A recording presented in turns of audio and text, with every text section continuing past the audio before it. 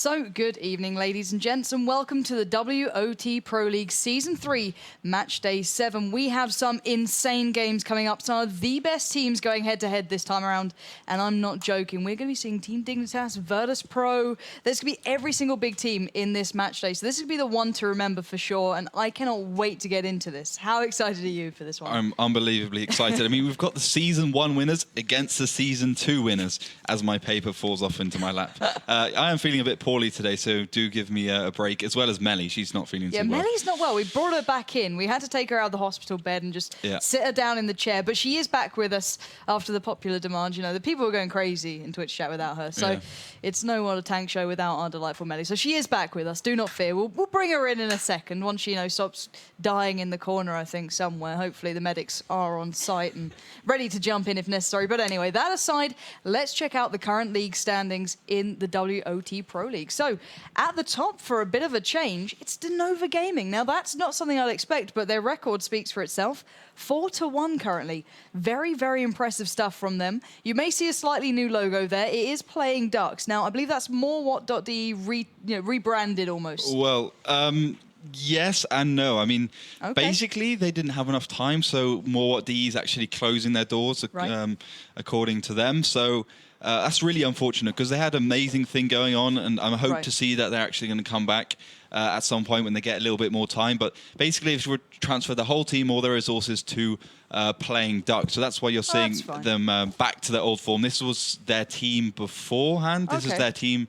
That's what the team name was before, more WoT.de. So, yeah, it's going to be interesting. Yeah, and I'm a big fan of the organisation. I know that, obviously, from CS, they have various teams, good guys there. So, looking forward to see what they can do under that title. But anyway, in second position currently, Dignitas looking strong this season. 4-1 so far. Only really stumbling against, I believe, Odin Mortis at the moment. So Odin Mortis were taken off of that top position, down in fourth now, sitting there with 3 wins and 2 losses. So not a bad performance overall. But the one surprise to me here is that Virtus.pro are in 5th. And it's a little bit quiet for them, I've got to say it. 3-1 so far, and they've been fairly close games, bar their game against Odin Mortis, which was a 5-0. Yeah, I think the thing is with Virtus.pro, they've never really had such a shaky start to the season. I think that's unsettled the team a little bit. I think they've kind of come in thinking that they would breeze through the first 7 match days, no problem at all, until they got to this first 6 matches, until they fight Team Dignitas. That's the only time they thought maybe they would lose. They didn't expect to actually lose against Mousesport, so that's maybe shaking them up a little bit. And at the weekend, there was actually Eurosteel 2013, where they didn't do too well as well. The only team they actually ended up beating was Team Dignitas, and that was a very close battle, 3-2, with Team Dignitas actually winning the whole competition, beating Red Rush Unity, beating very impressive. Navi as well, beating those guys. So big names. Really big names. Like, they managed to beat everyone, and they ended up top, took the $4,000 at the top there. So Team Dignitas looking extraordinarily strong, and I think that's going to even show on this match day as well. So while we're looking at this ranking, I'm going to tell you who the games are today, so you kind of have an idea of where they're sitting at the moment. It is going to be, first of all, Team Dignitas against Virtus.pro. So it will be the kind of head honchos going head-to-head, even though it's not reflected currently in the rankings. If you look overall through the seasons, they're the 2 big teams. Dignitas in 2nd, Virtus in 5th. And then the next game will be Kaznakru against previously more WoT, now Playing Ducks. So really good games today. If you do want to check out the rankings, do go and get over towards the WoTProLeague.com website. Have a look through all the play days. All the VODs are available there. So there's nothing stopping you guys from getting involved in that one. And I quickly want your thoughts on this first game, because obviously with the match history, as you said, coming into the forefront here between Dignitas and Virtus.pro, how do you think this one's going to go? Well, it's going to be close. And to be honest, there's nothing between these 2 teams. As I said, Season 1 winners, Season 2 winners, either one could win on their day. But I think it's going to be a 3-2 either way. Which one wins, it's just going to be the better on today's matches. So I'm looking at Team Dignitas just because they did so well on the weekend. But then again, they lost against Virtus.pro. The only team they ended up losing against was Virtus.pro, which they're playing now. So that could come in and they can actually lose it. So hard to predict. So our thoughts aside, because we don't know where to call this one just as of yet, let's hand you over to the ever lovely Melly, who you guys dearly missed. So with no further ado, let's bring her back in. How are you feeling, my dear? I know you've not been well. That's true. Well, my voice is still a bit hurting, so Yeah, but I missed you guys so much. That's what we like to hear. I couldn't stay at home Sarcasm. any longer. No, I mean it, Ollie. Aww. Yes, That's I mean nice. it. I missed all of you. You're at home, you're here, even Tim. Tim's just like, what? No, it's nice to be back. And Glad to my have you back. my week was weird. It was on one hand really painful, and on the other hand really awesome because the only thing I did was watching people play or play myself. It was Not bad. yes. So I think beside that, well, I'm better. I'm back, and of course I have free stuff for you. So I know that's all you want to hear. Exactly. So it's easy. Head over to our social media pages, facebook.com/WoT Pro League, and of course Twitter. To say it's the same at WoT Pro League. Join us, follow us, like us, whatever. Be part, and by participating on, for example, challenges, you have the chance of winning bonus codes. So I will put up a post where you can vote on one hand and where you can leave a comment with the exact prediction of the outcome of the match. And if you guess right, you might have a chance to win a bonus code. So I will pick the winner of all right submissions. And the other thing where you can win free stuff is tweeting.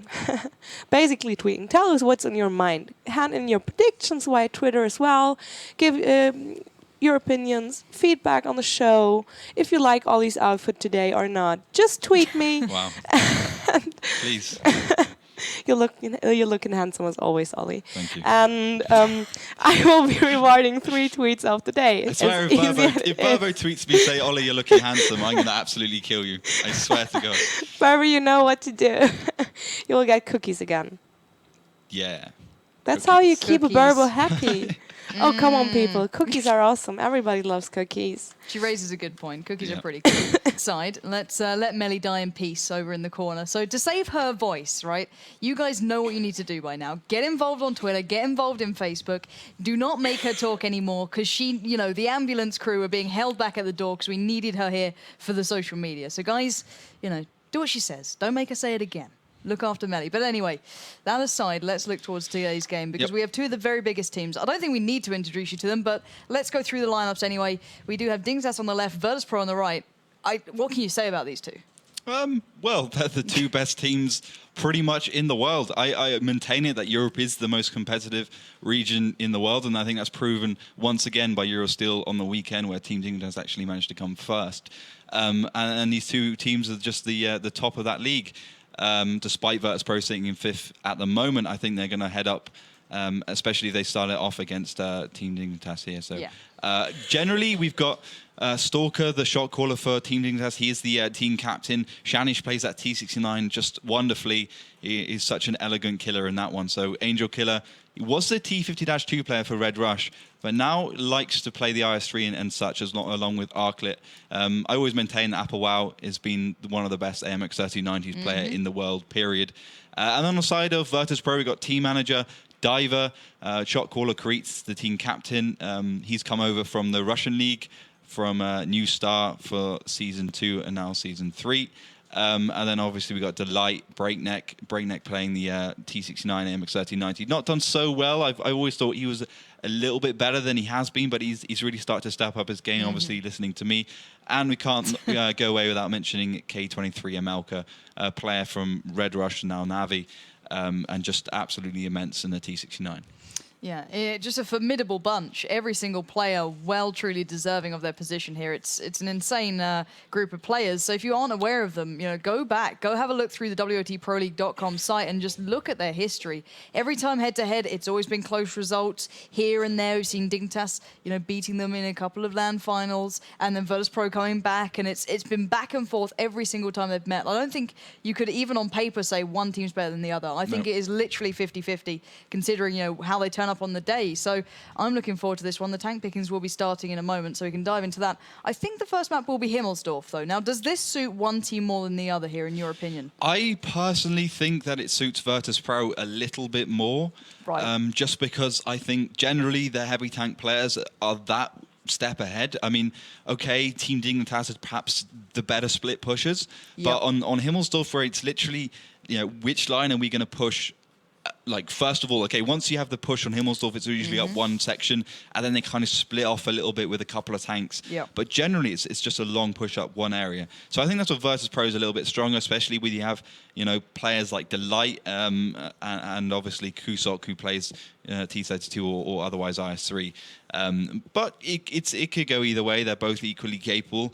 And I think maybe on maps like Ensk, more kind of, I guess, dynamic in many respects, a little less focused on one area, then Team Dignitas perhaps has the advantage. But tank picking has started with the two T1s for both teams.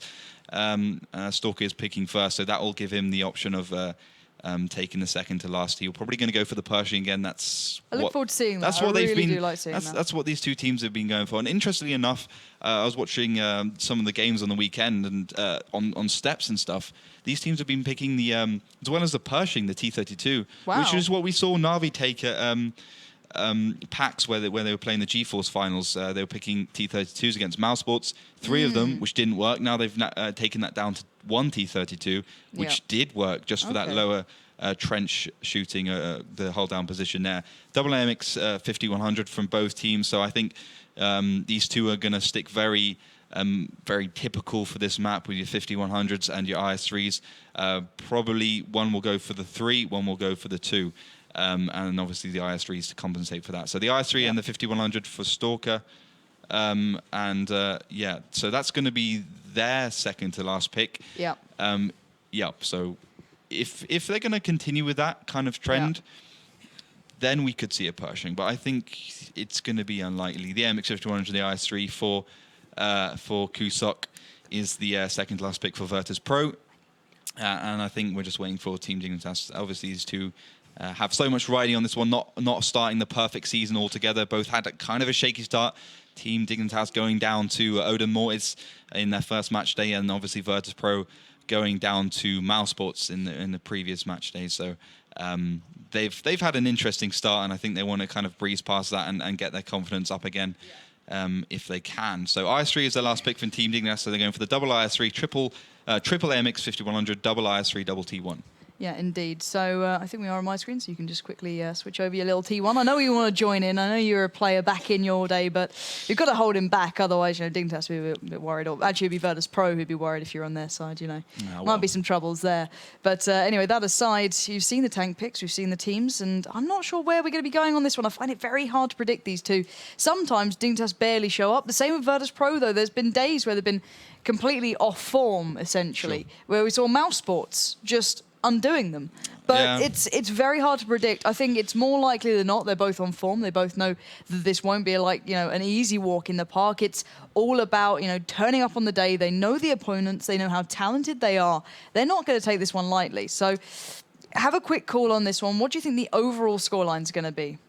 I'm going to say 3-2. As I said before, I don't think we can really predict which one's going to take it. It might even be a draw. It might even go to 2-2. I wouldn't be surprised. I would not be surprised at all. It's very hard to predict these two. I feel for you guys at home, but obviously with freebies on the line, I don't feel too bad for you guys. It's not like you're doing it for nothing, but do get involved with obviously getting your predictions through, because you've seen just about every single aspect towards these two. You've seen the lineups, you've now seen the tanks, you've heard our thoughts towards Himmelsdorf. But, it's going to be very, very tough to call. I think I'm going to be going for Team Dignitas in this one. Just because I love the way Dignitas play at times. I think they're extremely talented. They've had some up and downs this season already. But overall, they're looking fairly strong. Currently sitting on a 4-1 record. 4 wins, 1 loss. It's not like they started badly at all. So... they've only lost Odin Mortis so far. But anyway, with all the facts in mind, let's get a little bit of an introduction video towards the one and only Himmelsdorf. Himmelsdorf is the city maps of city maps. It's a small one, being 600 by 600 meters. There are 3 routes of attack: the hill, the banana, and the train side. The middle area is relatively easy to push, however can end up in disaster as you can be flanked from every side. The road, often called Banana, allows for direct head-on assaults but requires a lot of resources. Both the railroad area and the road next to it are good routes of attack, being very open and straight. However, for those very same reasons, you can be easily caught out and taken down. The map features many densely housed areas, which provides good places for engagements and routes of attack. Teams must be aware of the various routes their opponents can take through the map, as well as the hull-down positions enemies can take throughout the entire map. The trick with Himmelsdorf is to catch an enemy tank unsupported by his teammates and then use that advantage to collapse on the entire enemy team. So, welcome into the first map. As we said, it will be Himmelsdorf. And in the north, in that golden yellow, it's Virtus.pro, the previous season's winners, facing off against Dignitas, the team which always been hot on their heels in the south in blue. So what are we seeing so far here? So, Dignitas going towards the hill with Applewell, Povel, and Garat, the two MX-5100s, and the one IS-3. Shanish towards the Banana Road with Stalker in his back, Arclit and Angel Killer to the left with his IS-3 and the T1. On the side of Virtus.pro, we've got kind of a mixed group, although most of the heavy tanks are going towards the hill. Delight, Just Cause, and Melka, Kusok, and Breaknet. So a really strong presence towards the hill, something we haven't seen that much of Season 2, but it's started to creep back into the lineups. Strangely enough, I thought, maybe more, maybe a T69 or maybe a Pershing would have been better for that kind of tactic, but these teams probably have a good idea, probably a better idea than I have of what exactly they have in mind.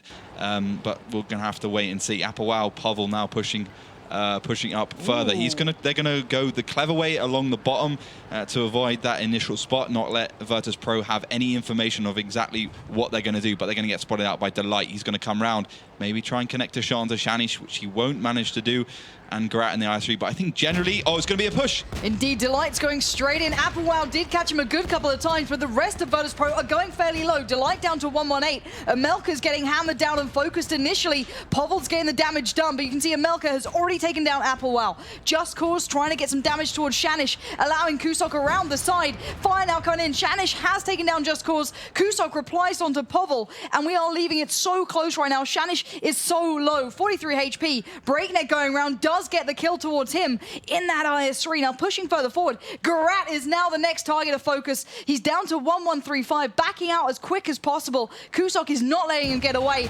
Fire now coming in. Angel Killer, in the meantime, has found Las Vegas, but look at Kusok laying in wait, setting up. Garat has no way out of this. 112 left towards that tank.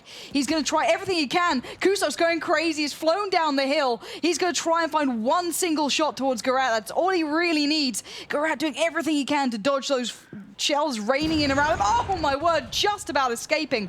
But Virtus.pro are hot on his heels, and you can see that the rest of Dignitas are by their flag. So Virtus.pro need to handle this, and pretty damn quickly. Yeah, they need to get in the cap because there's only about 1 minute and 30 seconds. That's going to be halved now the T1's in there, and it's going to be halved even further once Angel Killer gets in there. But you could really see the difference between having the extra IS-3 on the hill just for having the one less. So, well, we have got Delight coming back to the base. He's going to try and get the recap, but the thing is, Arclit's going to there, and Delight is on 188 HP, which is more than less what Arclit can do. 390 with that 122mm BL9. 10 seconds left. Yeah, the clock now ticking. It's the biggest foe for Virtus.pro. They need to make their move. 4 seconds. Oh my word, Dignitas could do this, but right now there's the recap on the last second. Just resetting. It was a bit of a suicide mission, but it's done the job, but the clock still ticking. 5 seconds left. Amelka comes through. One shell is going to save them again, but look at the time. It's so close. 4 seconds. Oh my word, Arclit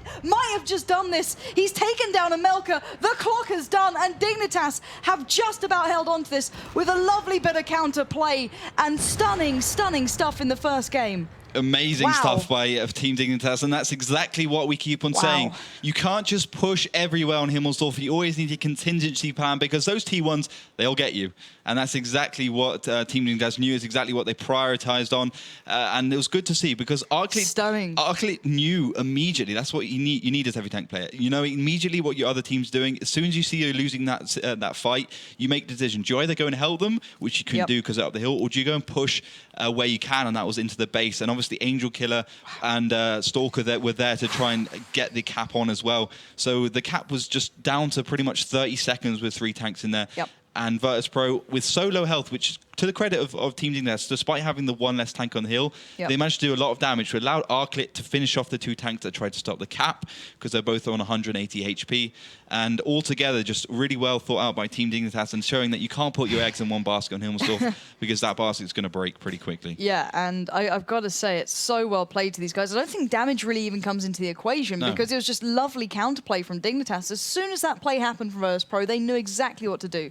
And wow, what a way to kick this one off. So it is 1-0 up to Dignitas currently after a fantastic capping movement there. But I don't know what to expect, and I don't know what to read into this, because I think that was, tactics aside, that was just reactive play in its finest. Yeah. It was, no emptied cheesy move. A little bit of a strange one going up the hill initially from Virtus.pro, but maybe they read into Dignitas, they thought this would actually work.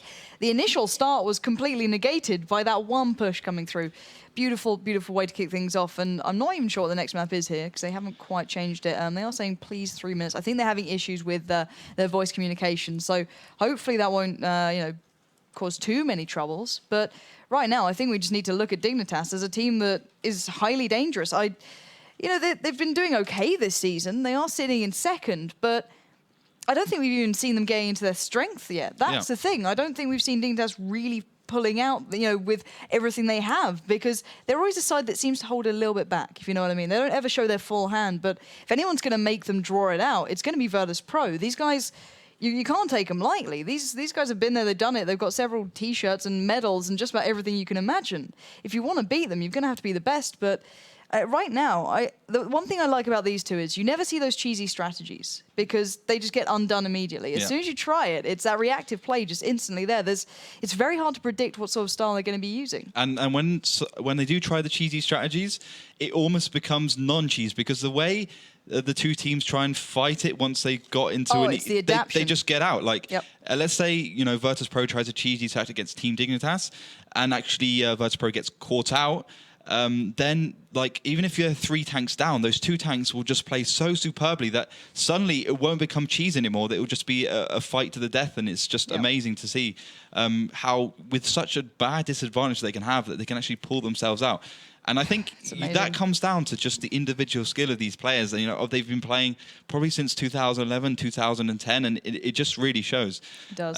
It's just really good to see. And obviously the next map will be Ensk as well, before Abby and Prokhorovka, and finally Steps. So, or I think Steps or Mines I can actually check. I think it'll be Ruinberg, the last map. See, the thing is, right, with Ensk, I'd say let's compare it slightly to Himmelsdorf. In the way it's played, it's a city map in essence, but the tactics never came in on, Himmelsdorf. There was never like, oh, we saw these guys splitting here, they went for a push down here. We saw a bit of an all-in from Virtus.pro, but it wasn't like that was their strategy. It was just Dignitas undoing them. I feel as though you see the purest world of tanks when these two play head-to-head, because no matter what Dignitas do, if they went for a bit of a push, let's say, or they went for an initial strategy, it's the counter plays that always kind of get my attention. The way they adapt, the way they work together as a team is always just stunning stuff. So, do you think it's going to cause a little bit more passive play now? Do you think they're going to try and play a little bit slower? Or do you think they're going to go, okay, no, we know what they're doing here. Let's play to our advantage. Let's control the pace. I think the game for these two is gone past the thresholds of being passive. These two, there was a point in World Tanks where passive was the norm. And I think that was more down to how the game functioned with the tanks they had. But now these teams have realized, and I think it's been at least 2 months, season 2 going to season 2, where they started to realize that taking the initiative and playing offensively is a good thing, not like perhaps Schwale, where they just decide to go for it, and if they win or lose, they win or lose. But it's really clever and it's really calculated. Like Virtus.pro, the reason why they pushed in against Team Dignitas on the hill then is because Delight spotted around. He saw that Virtus.pro only had a few tanks there.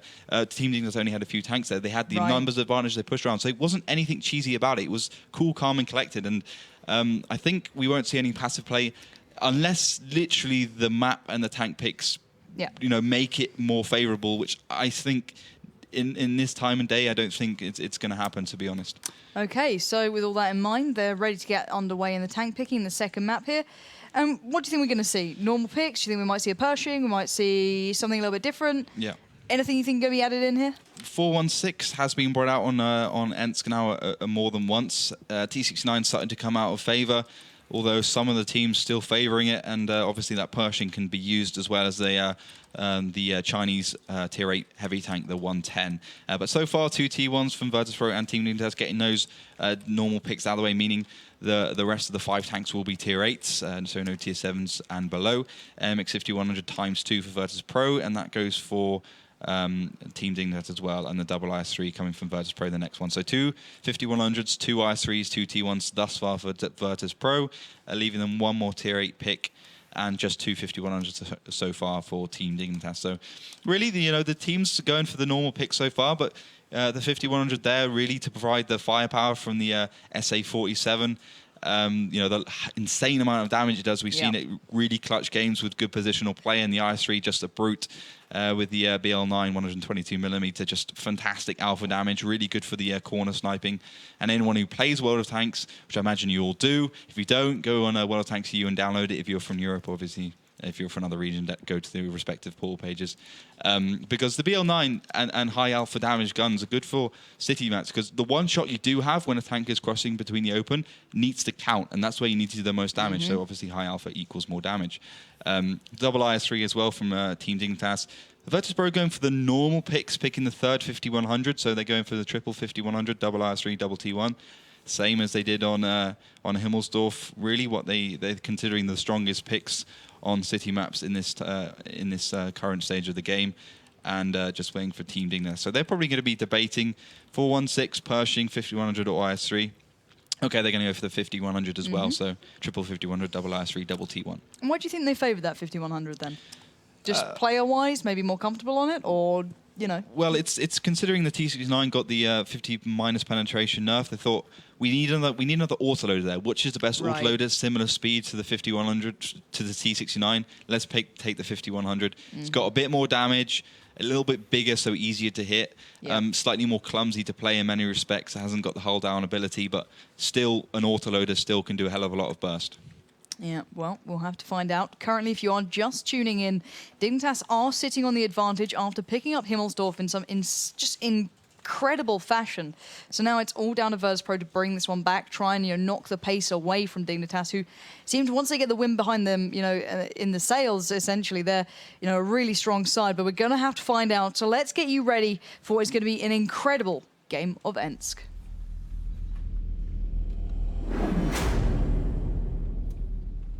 Ensk is a simple map on the face of it, but requires the most skillful team play to play properly. Being such a small map at 600 by 600 meters, the areas of attack are confined to through the city, through the railroads, or through the green zone. The fearsome city side, often famed for its fierce firefights, the railroads and green zone areas are hard to play as they have many death alleys. The railroads provide little cover but good sniping locations. Tanks can shoot over and navigate through the trains to ambush and weaken the opposition. When playing Ensk, always keep in mind that teams may try and rush for the cap and not go for the city brawl. Also, take tanks that can both deal a lot of damage and react quickly to situations. Alrighty, guys, so welcome into the second map. As Joe said, it is Ensk, and in the blue, in the south, it will be Team Dignitas, currently 1-0 up against Virtus.pro in the north in that golden yellow. So what are we seeing these guys going for their start? So with the triple 5100 from Dignitas are going towards the city. Like we saw Mousesports play it a little bit, they're going towards the kind of square area here. Shani, Shatlish, Applewell in the background to support him. Povel along the one line, and Garat and, Arklit just to support the main city push. Quite an unusual tactic, because you usually see them pushing more towards the city. I was going to more say, into the city at least. Yeah, it seems a very passive start from them. Compared to Virtus.pro, done quite a normal beginning. Kusok and Breakneck are actually getting quite advanced here. Yeah, they're going really aggressive, actually. Amelkus to the right on the one line. Arklit is starting to go towards the middle, and he's got Delight in the background. But obviously Kusok and Breakneck are right in the middle. And I think that's just because they've realized that Team Dignitas isn't playing offensively to start off with, so it's allowed them to get a little bit more ground. But they're going to be a little bit scared that they are somewhere ready and waiting, and indeed they were. But no one really came out on top, and I think even Shanish lost a little bit more HP then. Yeah, Shanish did get taken down to 676 there, so he was on the brunt, or at least the receiving end of, I believe, Breakneck shell coming through off the initial shell didn't connect that he hoped for. Although Kusok did receive a bit of minor damage, nowhere near as much though, and I'm waiting for the kind of reactive play that Dignitas is going to bring out here, because begun with a really passive posture. You know what I mean? They've gone for quite a slow start. They're playing almost the back line. They haven't made it past the G line, so I'm waiting to see what they do, but it seems as though Virtus.pro are mounting the attack here. So let's spin across to them, because they are not holding back for a second. They're bringing the pace into their own hands. Yeah, they're going to push forwards, at least with Delight and Breakneck, the rest of the team there in support, but Garat's going to be waiting. He's going to be trying to connect the first shell. He's going to find out Breakneck, but Breakneck's just there as well. I think Breakneck's got slightly better position. They'll both take a bit of damage, but 441 coming from Breakneck and only the average of 390 from Garat. That's the RNG coming into effect. But I think Arclit and Shanish have got themselves a good position, just ready to flank around once Virtus.pro commits with all their tanks at least. And obviously the two T1s in the background. First kill, first frag at least, going to Kusok, taking down Stalker. But Arclit also coming out on top against Just Cause. 986 left on Just Cause for 1190 left on Arclit. And now we can see Virtus.pro start to formulate a good strategy. Two T1s are coming down to their base, and they're going to be able to take out the last remaining T1 for Team Dignitas, which is the Angel Killer. 2 against 1 is obviously a massive favor, especially when it comes to T1s. But I think both teams could potentially win this. A good thing about Team Dignitas is they have a little bit more options. They can go towards the green zone, whilst Virtus.pro is kind of committed to their attack. Yeah, not an all-in. I wouldn't say it's kind of equating to maybe the push on the hill, but they're certainly doing some good damage from here. Kusok did just get another connection towards Arclit. They have started that base being captured. As you noted, those two T1s did make their way down there. Shanish has now had to come back, but Arclit did not move. Arclit now on the receiving end of 3 tanks now pushing forward. Those IS-3s, those 5100s, making their way straight through. He's going to be focused down immediately. Fire comes in from the right, but it's all Arclit at the moment, who's down to 255. Oh my word, Shanish has taken down Kusok. Delight now trying to get that shell connection. Misses the shot he needed, but Just Cause will not miss that opportunity. Povel, though, finds a shot towards Just Cause. Now Breakneck pushing in. Povel's waiting. Povel receives a little bit of damage. 392 dealt towards him. Delight pretty much just trying to back him up, but only 3 tanks now stand for Virtus.pro. And Melka still trying to do some sort of damage, but I feel as though Virtus.pro have kind of got themselves worked out here. Even if Dignitas are low, is there any chance that Virtus.pro can get back into this? Yeah, for sure. It's Virtus.pro. They can get themselves back into this game, despite being, well, 1 tank down at this point. And I don't think they really expected Povel and Applewell to be there, ready to deal with the push of Arclit. And generally, it took them too long to take down Just Cause, well, to take down one of the tanks at least. And I think that's what really it came down to. Just a little bit overcommitting, and especially with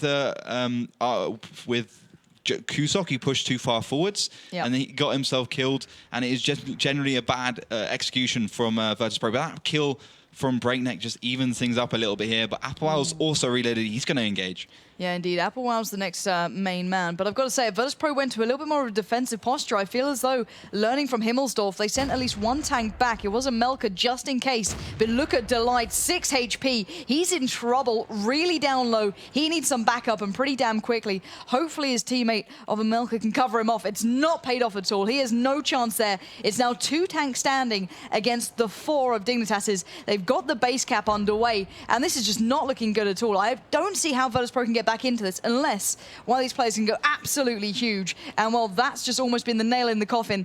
Povel did manage to find a Melka. Now Breakneck, the last man standing, has to go absolutely huge against 4 members of Dignitas. A cap underway. I feel as though it's going to be a 2-0, so he's going to be going straight into Applewell now. And well, there we have it. That was pretty darn quick from Team Dignitas there. As soon as Virtus.pro made that move, they were locked down immediately. Yeah, 2 pushes now on Himmelsdorf and now on Ensk. 2 failures from Virtus.pro. Yeah. And I think that's just down to, well, lack of information. They didn't expect Arclit and the 2 T1s to be the bottom on Himmelsdorf, and now on Ensk, they didn't expect Applewell and Povel to be there along that line, ready to snipe out ultimately Kusok in his IS-3. So I think generally a lack of information. Shouldn't have pushed too far forwards, and it begs the question, why have those 2 T1s over towards the side, especially when you know Team Dignitas towards the base, so you can't cap anyway, especially with the positions they had. I think the better thing to do would have been to kill Stalker, reverse back, get your 2 T1s just to charge in, see exactly where Team Dignitas is, and once they have that information, I think the best idea for them to do was push along the railroads, and then come from the side and behind, do a kind of split push, which Virtus.pro are questionable at anyway, but I think it would have come off for them. But generally a lack of information. Team Dignitas just ready and waiting. Yeah, I've got the feeling that Dignitas have done their homework here, and it's hard not to. Obviously, these two battle out, in various different leagues and various different forms, but it seems as though Dignitas have the upper hand here. In every situation, they know how they want to go about it. Even if it's not in their favor initially, they turn it around, and they're so good at that right now. Yeah. They are sitting 2 maps up. You have to play out all 5, so there's still room for Virtus.pro to turn this one. The next map will be Abbey.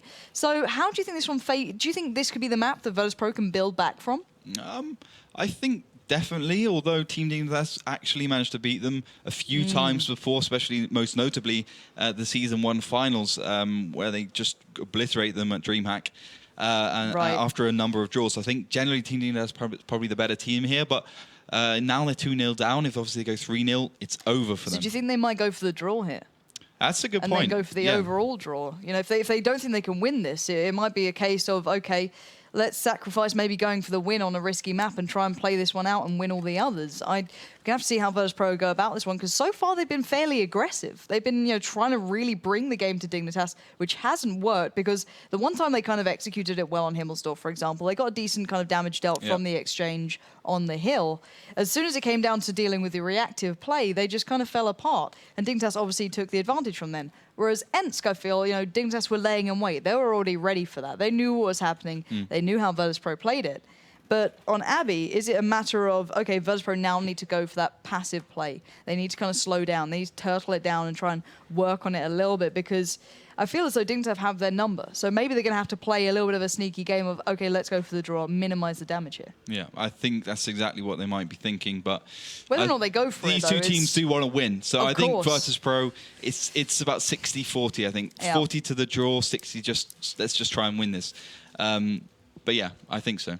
We're going to have to see. I think it's going to come down to that initial exchange, the initial spots, and it's going to be a hard map to do it on. Abbey is not the easiest one to force anything through, so I believe they're just sorting out a couple of moments. But it's just very hard to predict both of these teams. There's a lot of choices now towards what Virtus.pro are going to go for. In my eyes, if they're not feeling confident, you play for the draw, you focus on the next 2 maps, you draw this one out. Abbey, you can draw it. It's obviously quite a large map with varying routes that can be taken. But it depends, as I believe, on how confident they're feeling. Can they, think, all right, we're okay on Abbey, let's try it here.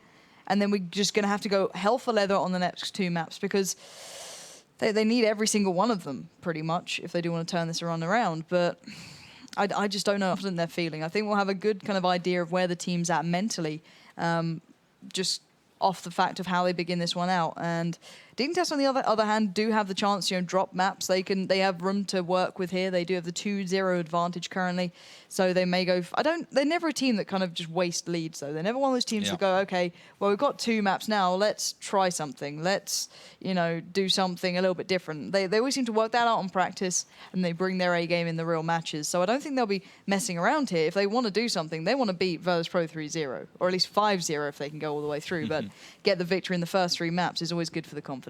Yeah, certainly.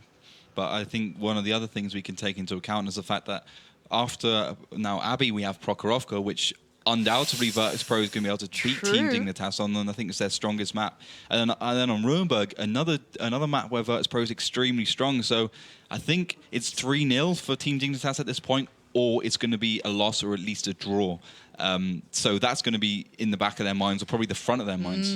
It's just going to be how confident they are on the rest of the maps. It all comes down to the map. Well, the maps have been chosen, but it's how they feel, their chances of winning them. If you feel as though you can pick up those last 2, you're going to go all out on this one. It's going to be Virtus.pro's day to shine, if anything. And how do you think their performance is on Abbey? I'm not too sure of it myself. Well, Abbey's always a bit of a strange one, just because, it's so complicated and so differently played from every side and every angle that you can't really have a predictable scoreline. You can't say this team's going to win it.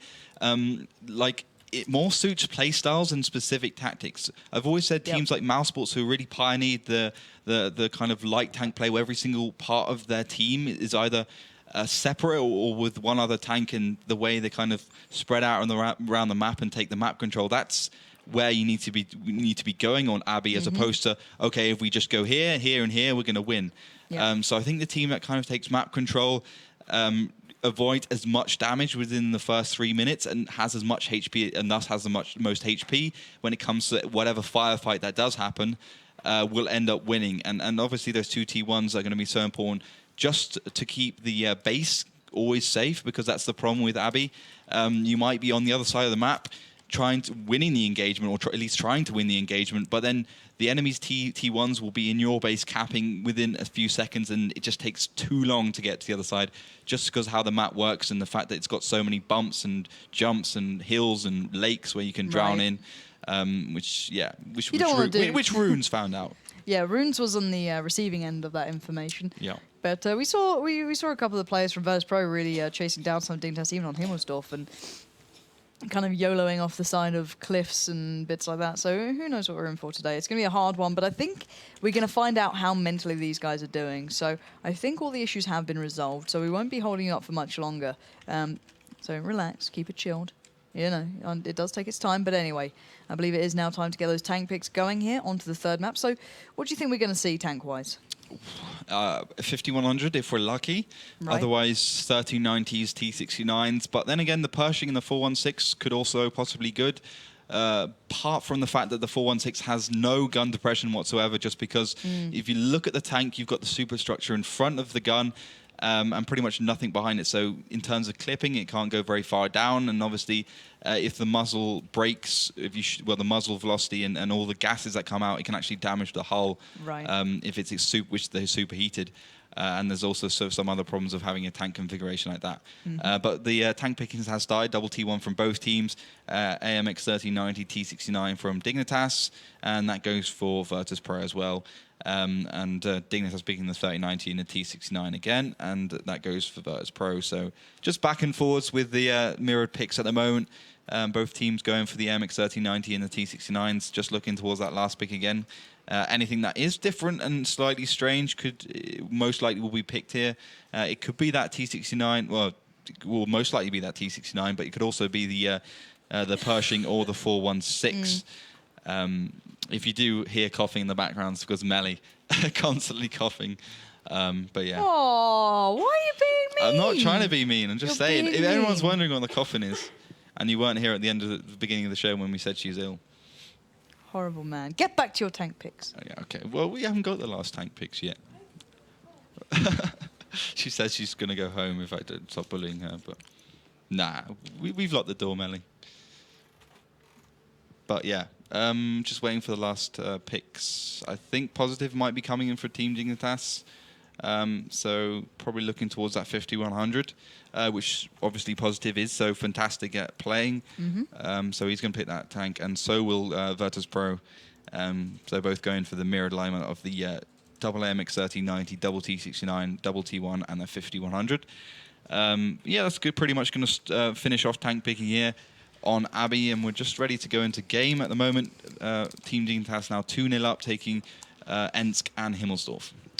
Yeah, it's going to be a defining moment for Virtus.pro. It's very rare you see these guys on the back foot. Normally they are leading from the front, normally they're at the top of the league. This time around, not so much. Every single team has been stepping up their game, and Dignitas is one of those teams. They've had one game that they lost. Other than that, it's been a completely rather one-sided affair with them. So every single game to this marker, they've been doing brilliantly at. And, well, if they get this map under their belt, it will be the victory for them, essentially. But if Virtus.pro go into this, play it safe, they can, maybe take it out to the next two maps, maybe go for a complete, reversal on this one. But they've got a hard road ahead of them. If any team's going to be able to do it, though, it's Virtus.pro. They are one of the, best teams out there, including Dignitas, including Odin Mortis.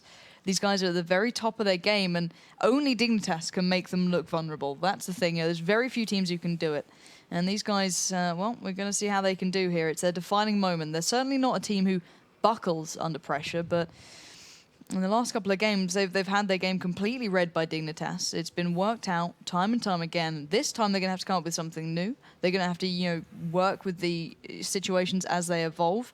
We're just going to have to find out exactly how they're feeling mentally. Do they go for the draw? Do they go for the win on the next two consecutive maps? But we'll find out here, so let's get you an introduction video towards Abby.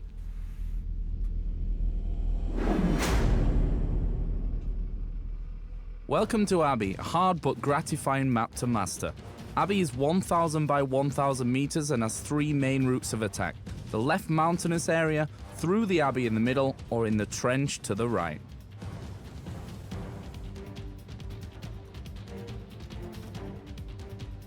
The housed Abbey area in the middle, the winding trench road, and the treacherous mountainous area.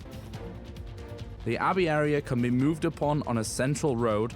Often the two teams battle it out for the higher ground. The mountainous area often sees intense action as it overlooks the Abbey and provides key access to the enemy's base. The base area can also be accessed via the trench and is a common route of attack. It is essential to defend your base. Teams must pay close attention to their tank setups and in particular how they utilize them to greatest effects on what is a very complicated map. So welcome to the rather complicated Abbey. It will be our third map here, and in the south, in that ever beautiful golden yellow, it's Virtus.pro who have it all to do. 2 maps against them. They've got to turn it around here, and they'll be facing off against Dignitas in that blue color in the north. So what are we seeing these guys doing at the moment? Well, Team Dignitas going towards the Abbey. It's always a bit of a strange one on this map because you don't really know where the two teams are going to go at the beginning. Yep. But this time round, Team Dignitas going for the middle area. Pavel, Shanish, and Garat in the background at T69 to provide the backup positive. In the 5100 going right along with Stalker and Applewell on the 1319 Angel Kill in the T1 going towards the trench. Well, Virtus.pro pretty much all towards the mountain. So if they do push on, they will find a positive in his 5100 very quickly, and that will be him out of the equation very quickly as well. So that could be in the back of their minds, but they'll also be very careful because Stalker is going to be there to try and spot them. But yeah, both teams happy to try their own tactics, to try their own things. They're very, very unique teams. They both have their unique style of play. Neither really coming out on top in many respects. Although Team Dignitas now 2-0 ahead, Stalker being spotted out, and Virtus.pro is going to try and take him down. Yeah, Just Cause is challenging, so he's looking for a way through there, trying to get that initial kill down, show as little as possible of what the actual strategy is that currently Virtus.pro are going for. It's a little bit of an all-in again from them. I think he's just managed to spot out positive as well, so at least he knows what he's up against here. So maybe a little bit more cautious play, not just going to be sitting out there on that corner, playing it smart, but I want to see what Dignitas do now. Dignitas now know that Pavel is in the Abbey. Creed spotting him out, the 50-meter proxy spot rule coming into the equation. 8 minutes and 15 seconds left on the clock. But now Virtus.pro knows that Dignitas have the upper ground, have the Abbey, which is so important in this map. As long as you don't get sniped from the middle, which he's going to be very careful about. And I think that's probably why he's edging off, because he knows that just here is Virtus.pro. If you have a look at the map, they're all waiting for Pavel to peek his head around. That's why he's playing it cleverly. But also, on the other hand, they could be here ready to snipe him out. And even if it's one AMX 3090, the round 2.5, 3 seconds time between shots will take the another AMX 3090 down very low, very quickly. In a couple of shots, 240 average damage, you're going to go to half health pretty much immediately. And then we've got Applewell and his AMX 3090 right towards the Virtus.pro base. So if they do push, they're going to be in trouble. Well, they might be in trouble pretty darn quickly as Breakneck, Amelka, Just Cause, and Kusok all making their way down that 2 line straight into the eyes of Garat, who's landed 2 perfect shells back-to-back. Amelka going low as well. We are seeing Virtus.pro not going off to the best starts here, but there, finally, fire comes in. Garat going down to 587, but you can see the counter cap is underway. Virtus.pro once again being caught out by those tier 1s, but look at Just Cause straight in there, going straight forward, trying to take down positive. Garat down low, 99 HP, does get taken out by Just Cause. Lovely shot in that 1390. Next target is positive. He's going to back away. He does get one more shell connecting, but be careful of that timer. He knows, well, Virtus.pro knows the damage that can be caused. Dignitas did this to him on Himmelsdorf. They need to kind of contain the damage right now, as we have seen Virtus.pro showing their entire hand here. Yeah. But it's not over yet. Amelka onto Shanish. They're not done at all. He's trying to challenge at such a disadvantage. Shanish punishing him. Kusok has found Stalker, but that clock is still ticking. Breakneck now needs to take down Shanish, hopefully to open up some of this map. 128 damage dealt. He's out of there. Breakneck, lovely connection. Popple now coming through. He's got so much HP. He should be able to take down Breakneck here. He's done just that. And it looks as though Virtus.pro are in trouble. Yeah, they're in deep trouble here. And I think Virtus.pro played it pretty badly. Then they had the upper ground. They took that over, but then they just decided to push in. And Amelka kind of extending his limb a little bit too far. But now the cap's underway. 45 seconds left. And someone's going to try and reset. Well, we do see Kusok here getting his way in. He's being a little bit careful. He's not sure if this is another Himmelsdorf. Not too sure where Applewell is. He's just spotted him out. So he might be able to get that connection. He's at least stopped the cap. That's the importance. But look at Virtus.pro. They're so out of position. Yeah, well, Delight's going to try and get engaged by Positive. You can see Positive is sitting with all 6 shells. Delight is sitting with 4. But despite the HP of Positive, 473, that wouldn't make a difference. 300 average damage will only be a 2-shot. And Delight's on 600 HP, so he could possibly be a 3-shot for Positive. That's why Povel's going to come in and help his friend. 2 versus 1, he won't stand a chance. He's going to come from the right and the left. Oh my word, Delight cannot go anywhere. He's just backing into the water. You can see the likes of Dignitas just railing him in. Positive will make a light work of that. So now pretty much Virtus.pro are so on the back foot, but Kusok coming through. Just Cause took down Positive. This can still change. Kusok needs to get this one done. 3 shells remain. He needs to connect every single one of these. He's got the one he needed. 2 shells will remain. He's taken down Povel, and now only Applewell stands for Team Dignitas. Unbelievable how they managed to turn this one, Virtus.pro. As we were talking before, always capable of turning around, but Applewell is going to try and sneak it there. We'll connect the first. He has got that damage towards Kusok there. Kusok on 20 HP, who's going to try and do whatever he can to escape the clutches of Applewell, who is getting away from him. He's going to play it safe, play it smart, and hope that maybe Just Cause can get that connection that he needs. Applewell now, 4 shells left, 1,089 damage so far, 255, 375. His last shell did 255 damage, you can see at the bottom of your screens now, but he might go for the reload. He's going to go for the 3rd shot, trying to make the blind one onto the rest of Virtus.pro. Probably Just Cause sitting up in the mountain area, along with Kusok, but now Kusok also reloading, left on, I believe, 20 HP, so definitely a 1-shot. All that's left between Applewell and victory here is pretty much Just Cause. And if Virtus.pro wants to have a chance of winning this one, they need to engage with both those 2 MX-1390s at the same time, as well as putting Karitz in the cap to put that pressure on. 1 minute and 50 seconds to cap with that 1 tank. And if they do it perfectly, they get the positions right and the engagement area right, undoubtedly they'll get the win. But now you have to consider that Virtus.pro City on 17 points and Dignitas only on 8. So they're winning by 9 points this so far. So all they have to do is wait for that timer to go down to 0 from 3 minutes and 25 seconds, and they will have the win in the bag. But on a map like Abbey, where you can get surprised from pretty much anywhere at any time, it's always a risky move to play. But Virtus.pro always good at hiding, always good at getting the positions and the defensive places under their belts. But still, it's a gamble. Well, Applewell has just popped up onto the radar of Virtus.pro. You can see Kusok playing it carefully, only 20 HP. Applewell is pushing forward. Just Cause coming around. He needs to make this one count. Applewell eyeing up the hill. You can see they are literally steps away from each other.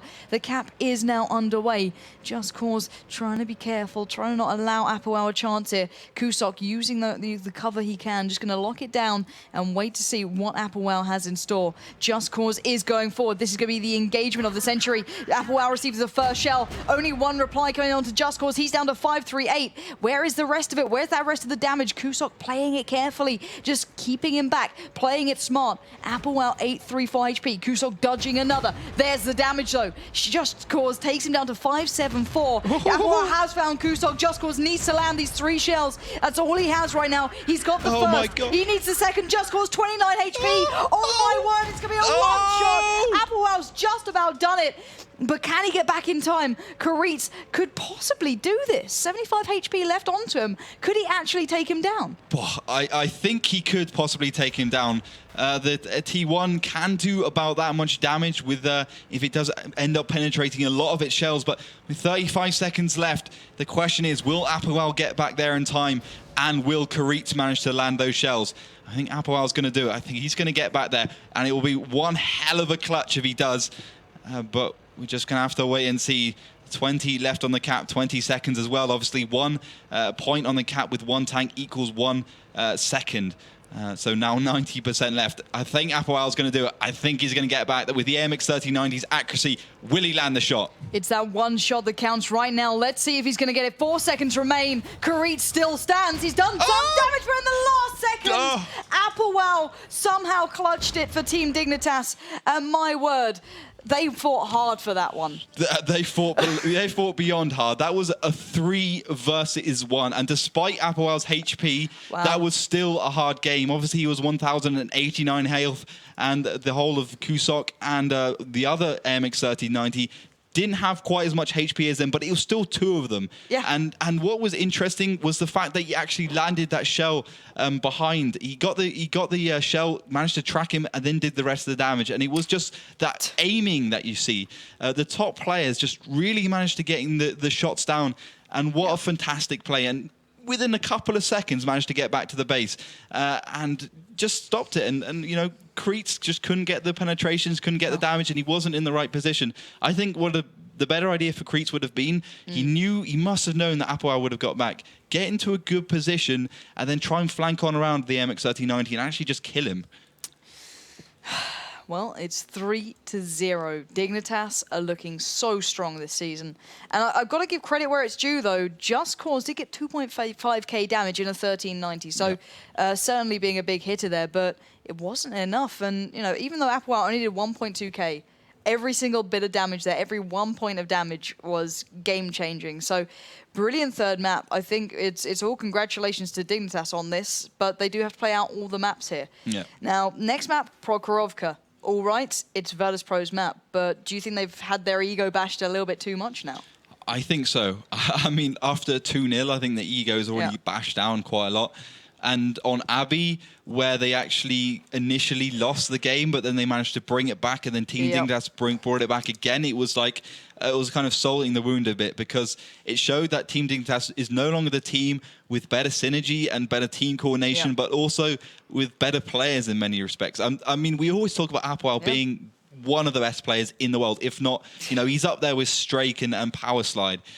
So he's just amazing, and if he does anything like that on this Prokhorovka, they just don't stand a chance. Yeah, and I've got to give it to Dignitas. They've come out looking so strong in this, so strong. I don't know who can really change this. If they keep this up for the rest of the season, they're looking stronger than Virtus.pro did back when it may be Season 2. Yeah, I can't say it enough. Dignitas are looking like they want to take this one as well. After obviously not being part of the finals of Season 2, they clearly want to be there for the Season 3 finals. So these guys are looking hungry for this. And, you know, normally it's that getting towards that mid-season slump when they start slowing down, they start making mistakes. These guys are only looking like they're getting better. Yeah. That's a worry for everyone else in the league who normally goes through a little bit of a tough period. They're like, no, we're kind of slowing down here.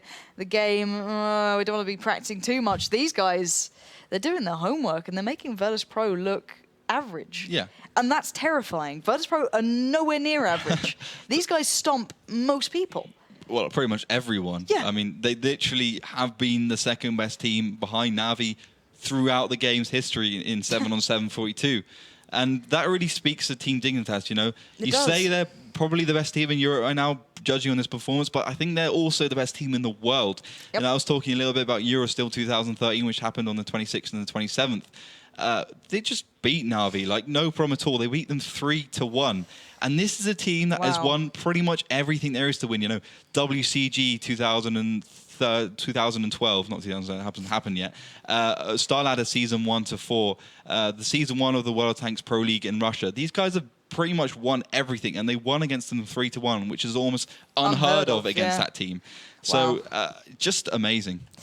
So the performance aside, let's look towards the rest of the maps, because obviously it's almost over for Virtus.pro in that aspect, but they do need to get as many map points as they can. Yeah. So obviously towards the later half of the season, you may recall how I looked at Season 2 during the last couple of play days. It was so close. Teams could have moved up in the league, they could have moved down. There were ties, there were draws. It was all even, all square, and sometimes it does come down to how many maps you've actually won, how many times you've beaten that single opponent in certain situations. So it's all about getting as much, you know, well, chance behind you. So you want to get these last 2 maps. Take it as a warm-up if you have to, because obviously Virtus.pro will, you know, be looking to play some more tonight. So it's all about trying to, you know, build up, hopefully try and maybe work out how Dignitas are doing this. It's all practice for these guys, because we are only in Matchday 7, so it's still fairly early in this season. Yeah. But every single chance you get to, challenge the big guys in these big situations, you've got to use it for the best practice possible, even if you can't win the game. So let's get into the tank pickings. This has started now. So what are we seeing so far, and what do you think we're going to see? Well, double T1s from both teams, just getting those out of the way. T69 and the MX3090 from Virtus.pro. So I think we're going to see just the standard picks, the 3 MX3090s, double T69s, double T1s, or perhaps the 3 T69s, a double MX3090s, although teams have started to shy away from that a little bit just because they believe the MX3090 is probably a little bit more versatile, a little bit more agile, and especially better at getting around the enemy team and getting the flanks in from behind and the side. So Virtus Team Dignitas' pick is going to be the same, evening things up all here. And I think these two teams very likely to push the middle at the beginning, and that spawn from the MX3090 makes such a difference there. Virtus.pro going for another MX3090 and a T69. And just waiting on Team Dignitas to pick the next couple of tanks. So we might see a Pershing here, although perhaps a little slow. We did see it coming out beforehand. It was from Mousesports. We saw them against Virtus.pro, and it did actually work. Virtus.pro lost against Mousesports and Prokhorovka. Just kind of a little bit of greedy play from them really lost that battle. Okay, Virtus.pro going to pick the Pershing as their last pick. So they're going to take the weird pick here. MX3090 T69 was the second one from Team Dignitas, so now we're just waiting on the last pick from them. The Tier 8 American medium tank is the favoured, I guess. But now Virtus.pro's taken one. You really have to question, is it worth taking one for your team as well, or is there a counter to it? Will the MX3090 be the better tank against it? And that's what Team Dignitas seems to believe as they're taking the third one. So for Team Dignitas, triple MX3090, double T69, double T1, completely standard. Something a little bit more unusual for the side of Virtus.pro with the Pershing, the double MX3090, those 2 T69s, and those 2 T1s. Yeah, so it's all about what Virtus.pro can do. Can they even manage to challenge Dignitas on Virtus.pro's best map? This is their home turf. This is their map to win.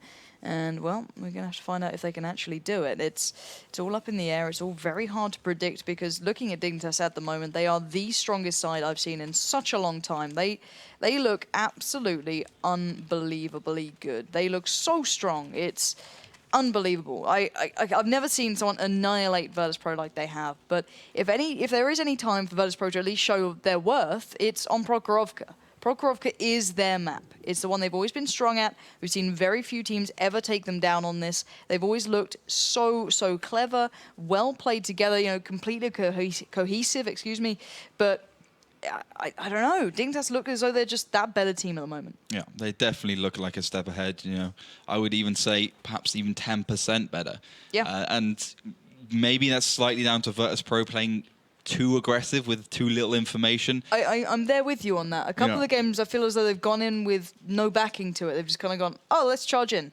Yeah. I don't know. And the only map they really didn't do that was Abbey, where it did pay off at the beginning, just for a few seconds, then it went downhill again. Then they managed to get the better positions, and it went uphill again. But then just the general play from Team Dignitas seemed to matter so much more. Well, we're going to have to find out. We'll see how this one goes. Obviously, a couple of you guys are noticing that the mod is back and working, so do not fear. We've missed that one. It's been nice having it back. So obviously, with the updates coming in, we've had to adapt as quick as possible, but we are now back with it. So hopefully, you guys are enjoying it. Do give us your feedback as well. Obviously, to the WoT Pro League on Twitter and Facebook if you're enjoying it, and just let us know generally how you're enjoying the show, because obviously we are just waiting on these guys to sort out the sides and bits like that. They're just making sure they're all ready for this game.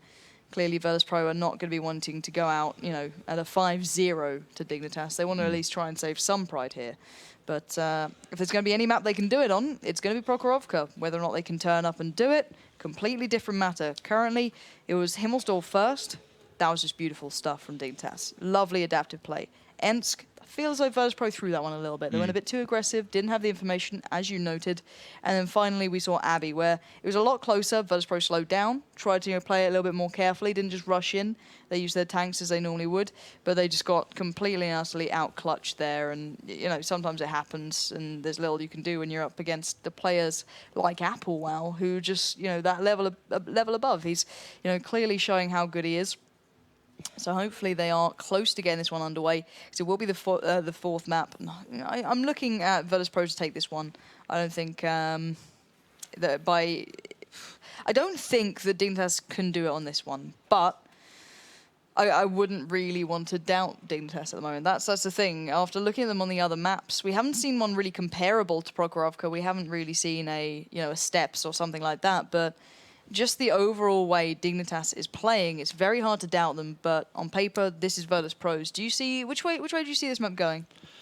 Well, I would have said in Season 1 that Virtus.pro, with their 14-0, victories on Prokhorovka, would have easily taken it, but it started to slide a little bit through Season 2, and then Season 3 losing against the Mousesports on this map, I would say, it's starting to become more of a hard map just to concisively win. I think at the end of the day, that's partly down to the fact, well, majority down to the fact that there's no artillery anymore. And Virtus.pro's artillery player, Las Vegas, just unbelievable. That guy won so many games for them. I think maybe that's even one of the reasons why Virtus.pro hasn't been as successful as they were before.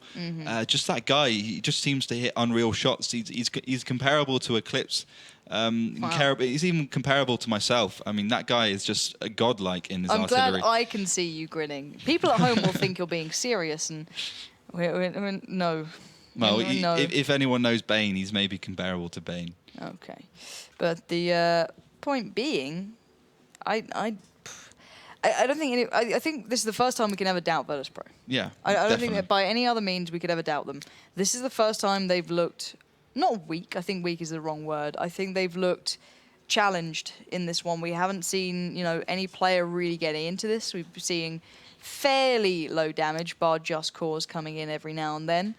But it's not the damage that's been doing it. It's been the adaptive and perfect play from Dignitas. It's been the read of the play. It's been the tactics that's just been that level ahead. So anyway, guys, enough filler from me. Let's get you an introduction video into Prokhorovka.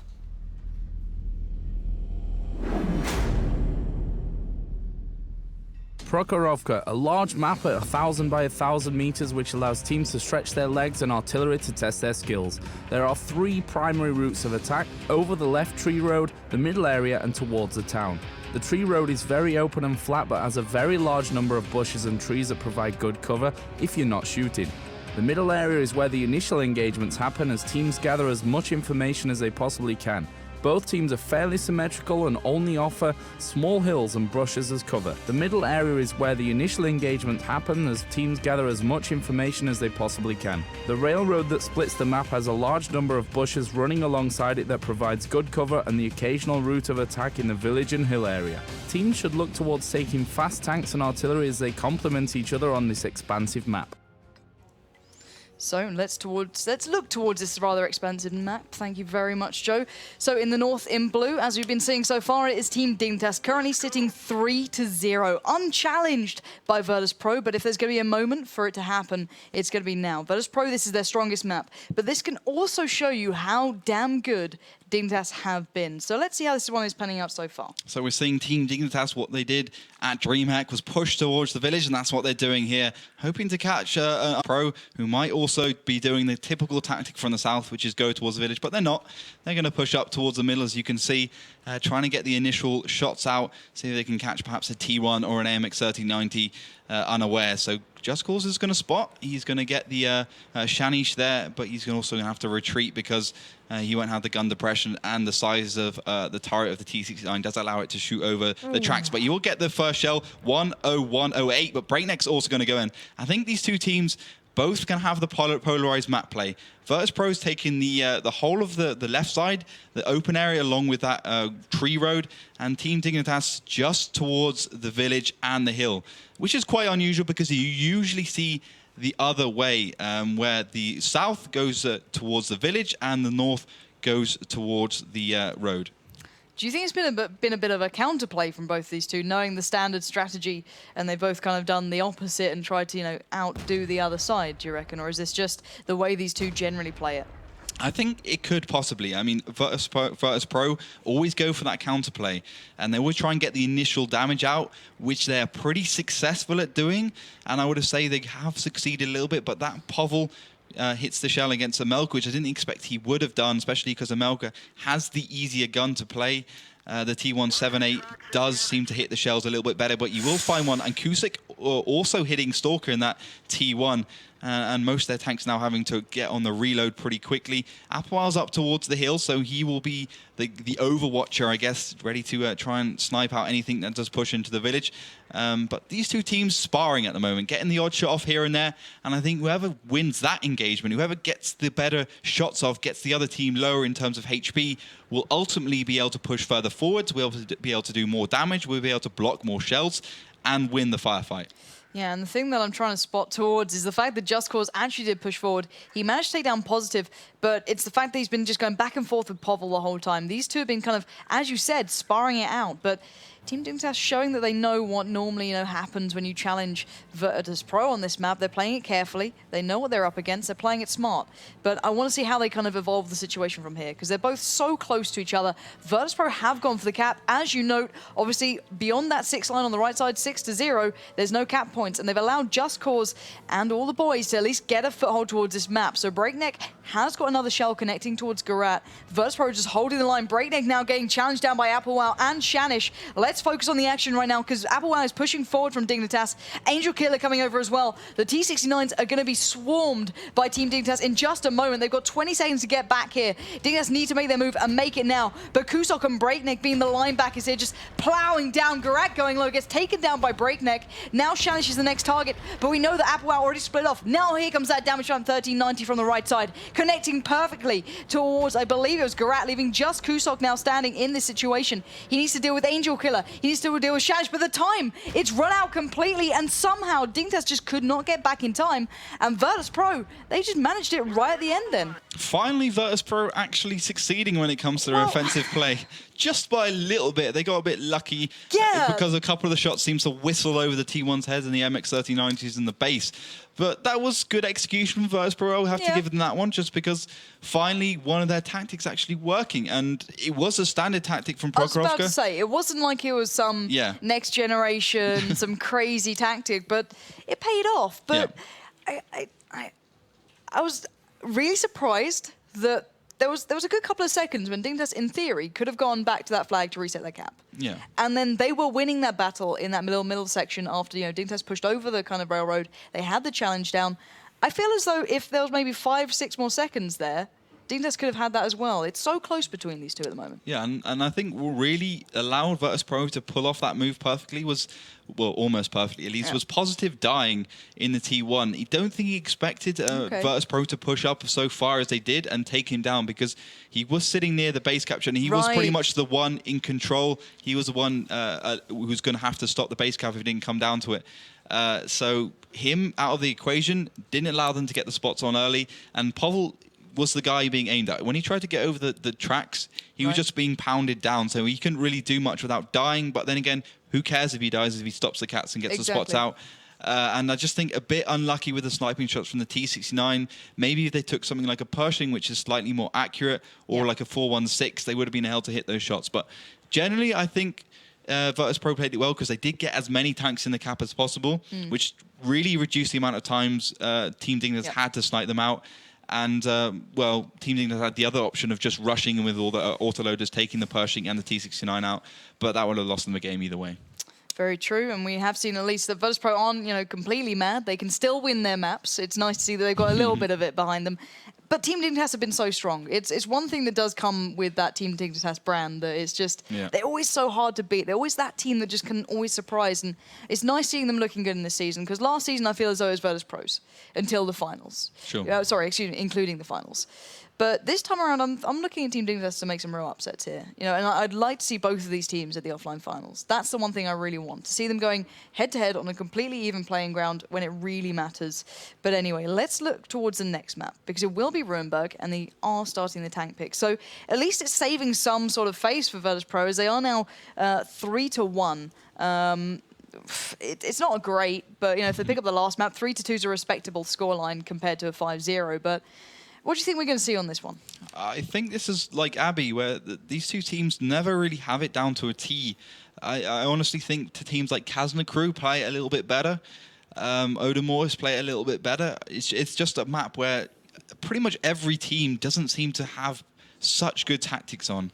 So I think it's going to be a bit of an iffy one. Virtus.pro probably will end up coming out on top just because they have the fire in the belly now, being 3-1 down at this point. And as you said, those rounds do count for so much at the end of the season when we tally them all up and compare them against this team, against the teams in terms of where they're placed in that top 6, which I think will ultimately see Virtus.pro and Team Dignitas in.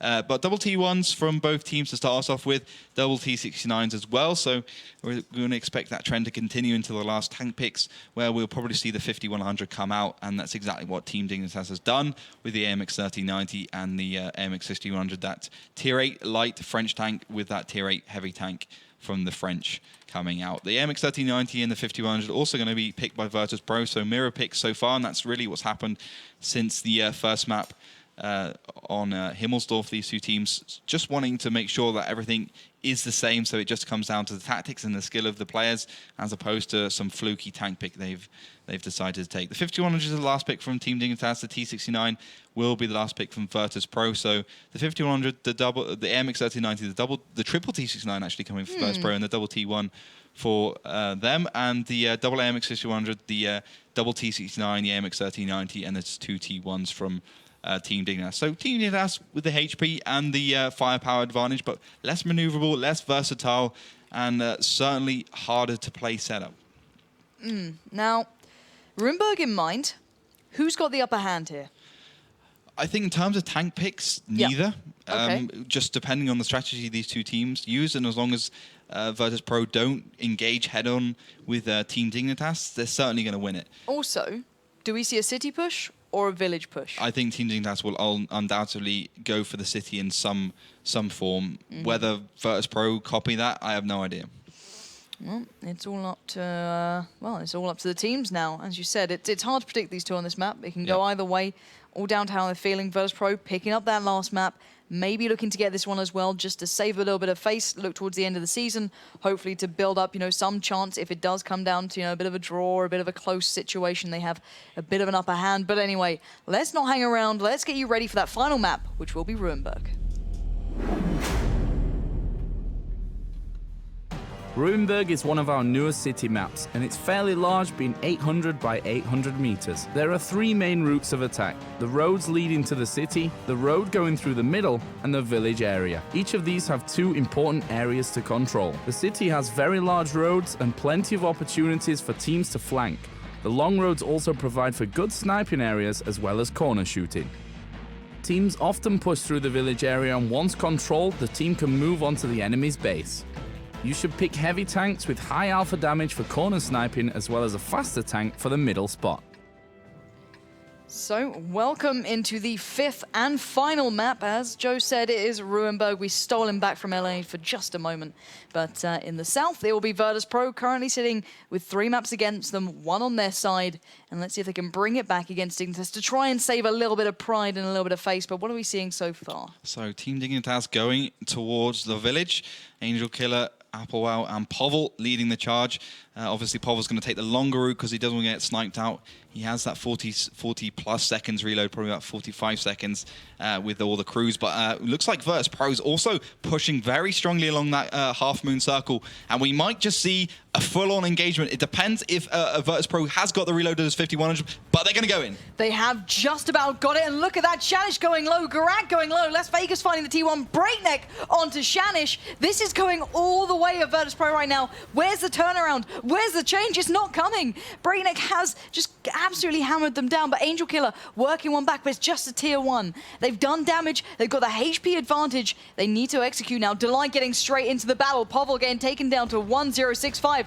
Breakneck, though, receives a shell. Has to be careful. Can't take this too easily. Get themselves up towards that village. Delight now needs to back away. 577 HP. Amelka crossing over, looking for his way through. Garat needs to be taken down. He's the linchpin.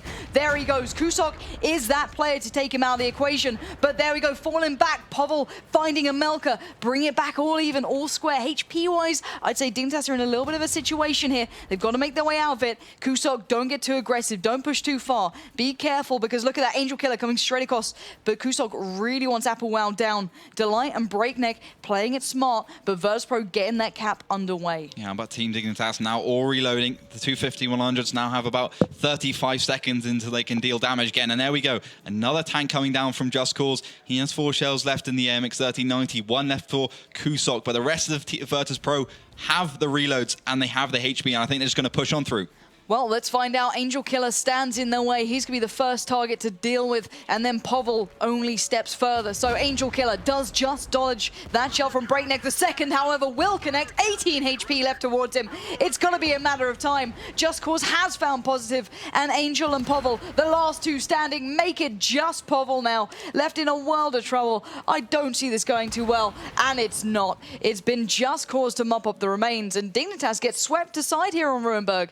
And Virtus.pro, why weren't they like that from the start? Dear Lord, they could have done something a lot different there, but a little bit of a crazy start then, both going head-to-head. Maybe not what we'd usually see, but when they both play aggressive and maybe when Virtus.pro do finally get that challenge they wanted, they can pull it off. But this time we're seeing a 3-2 end. Did you expect that? I did expect a 3-2. You did call it, I actually, did call it. yeah. I did call it 3-2. You just didn't say which side. No, exactly. Wimp. I honestly, well, no to be bonus fair, code for you. To be fair to me, I mean, it could have gone both ways. Like if, let's say, Virtus.pro didn't throw an Ensk, that's what happens. Then it would those have been teams. a 3-2. Yeah, but as in on the day, like these two are as good as each other. There's no way it would have been like one team's going to breeze past the other one.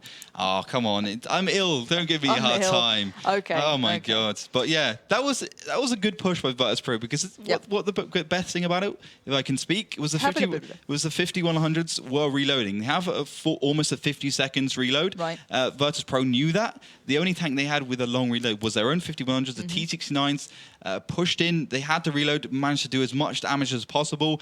Then the whole team went on reload. Once they had that, they pushed forwards, and Team Dignitas just didn't stand a chance. They just had the HP disadvantage. They didn't have the shells. They were all on reload, and that just allowed Virtus.pro to sweep through them. But it was a gamble. Like it was. There's no way that's a definitive tactic for them. Sometimes it could have worked. Sometimes it wouldn't have worked, depending on the kind of RNG that comes into it a little bit. But it was a good play by Virtus.pro, so you can't really discredit it for that one. Yep. All credit to them. They took the initiative. They pulled it off eventually. There we have it. But the overall scoreline, however, still remains at 3-2 in favour to Team Dignitas. So, got to give it to them. They're looking extremely good this season. They've come out all guns blazing, all turrets firing, and they look like they want to keep this kind of ball rolling at least. So, certainly a team to keep your eyes on. Do check them out on the WoTProLeague.com site. You want to see their kind of season so far. The amount of games they're picking up here is just really rather impressive. But also, congratulations to Virtus.pro. You did your job on the last 2 maps. Sadly, it wasn't quite good enough. But anyway, us two aside, let's bring back the one you really want to see, the delightful Melly, who is just waiting in the wings. We got her back from the hospital. They took her away for a bit. She started breaking down coughing, but we said, look, we really need her, and we just kind of brought her back. So hopefully she doesn't die during this. We're hoping here at least, while she can tell you how you can get involved and how the results went. Because I'm kind of looking forward to what the people at home thought, because as you said, it can go either way when there's 2 teams involved. So Melly, what are we thinking? What were the people at home thinking? Well, they're not pretty sure because Thank you. Because the poll is really close. So, but with a slight favor for Team Dignitas, but the comment section says different because most of the people predicted a win for Dignitas. It's really mashed up. So we have some 4-1 predictions. We have lot of 3-2 predictions, so I will work through later. And we have no questions so far. If you have any questions for 2 experts next to me, then head over to Twitter, use the hashtag WoT Pro League, and I will get you your answers as easy as it is. And I will put up the voting and the challenge for the next matchup in a few minutes. And head over to our Facebook page and get involved. That's all. And you get bonus keys if you're lucky. She sounds like she could kill someone with that voice, is all I'm saying. I'm muting her out before she starts abusing me. But no, honestly, get involved. It's very simple. Facebook, Twitter, you know what to do. It gives you a chance to win some awesome bonus codes. And also, I have a little bit of a special announcement for next week's show as well. I'll bring in some more detail, but there's a certain man in this room who'll be taking my place for one day, one match day. I'll be treating you guys to, well, I won't be treating you, it'll be him, Putting hopefully. me in unending torture. Okay, I'm only going to say it once. I might say it at the end of the show as well, but Steven will be casting with this man on the next Playday. So you guys want to stay tuned for that. Hopefully we'll get you some more information after the break as well. But keep that in mind, because I know you guys miss him at home. You know, you Hodor every time he comes on the screen, so you clearly miss him, right? So anyway, that aside, I will be replaced for one day. You're going to miss me, aren't you, deep down? No, not really. Well, to be honest... Wow! Wow! Struck All right, down. I'll leave now. Sorry. Well, we did. Don't stop me. We did actually cast together at Katowice. And anyone remembers that? It was quite an experience. Experience is the word we're going to be going for. But you're going to LA, so you can't really. That's why she's so happy about it.